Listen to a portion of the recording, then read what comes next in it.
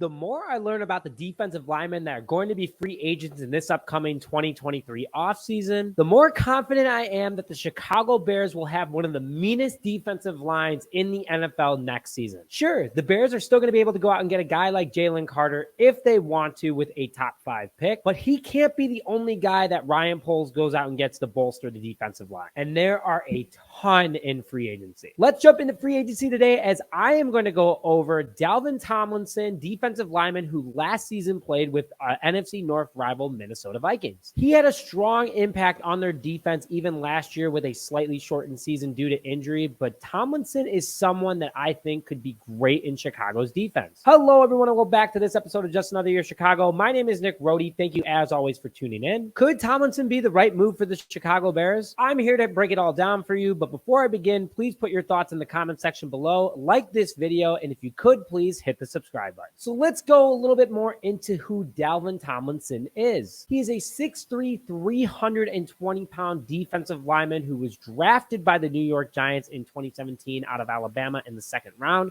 and now has recently played with the Minnesota Vikings. He is a 5-year pro and is only 28 years old, so he's definitely got a few strong years left in the tank. And I think that he could use those last couple of very strong years with the Chicago Bears. Let's talk about his 2022 stats, as it was shortened, like I said earlier, due to injury, and he missed 4 games. In the 13 games that he did play, he still had very impressive stats. He had 42 total tackles, 20 of them being solo, 22 assists, along with 2.5 sacks, 3 tackles for loss, and 10 quarterback hits. He also had 1 fumble recovery thanks to a forced fumble that he caused. In only 13 games, that is very impressive for a defensive lineman. Defensive linemen usually don't also get sacks, so the matter of the fact that we need to consider that and how he was getting after the quarterback and was getting that close to sacking them, instead getting a quarterback hit, is a very good thing. Why I want the Chicago Bears to go out and get him, there's a ton of reasons, but I'm going to hit on the big ones today. He is a one-man wrecking crew. Built very strong at 325 pounds, he is a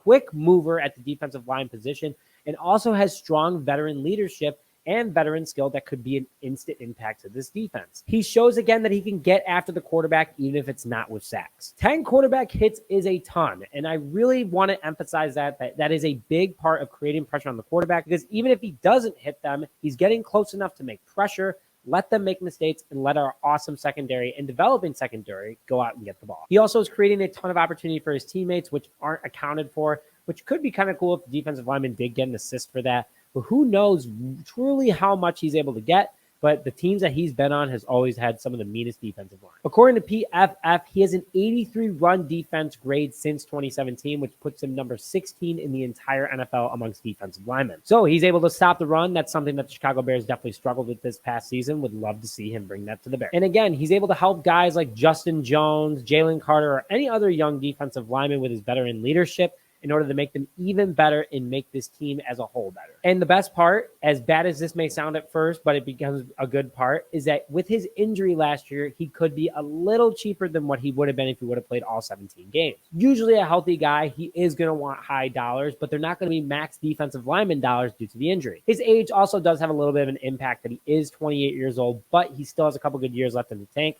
and would love to see the Bears sign him to maybe a 2-year, $12 to $14 million contract. But put your thoughts in the comment section below of what you think the Chicago Bears should do. But with that, thank you very much for joining this episode of Just Another Year Chicago. My name is Nick Rohde, and we'll see you guys later.